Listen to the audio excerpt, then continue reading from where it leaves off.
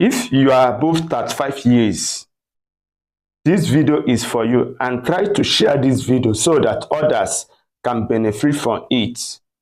Always pay more attention for your health than any other things. And singing, pay close attention to your health because your health is your wealth.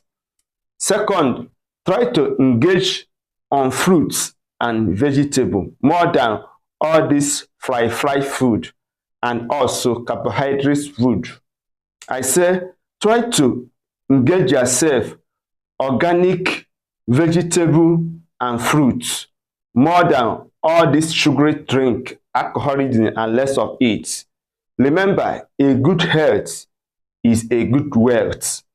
Ọ bụrụ na ị nwere arụ isi ike ịnọ n'enyi, once you get to hospital and see people out there, by that time you know that you will pay close attention to your health. I don't want you to be a victim at old age. Ọtụtụ ọrịa dị iche iche nke anyị amaghị afa ya ebido na-eme gị na-abịakwute gị. Once you get to 35 years, contain some food and some things you are putting on your mouth. I say contain some things you are eat on your mouth. Engage on fruits and vegetable. I know the reason I always say of this.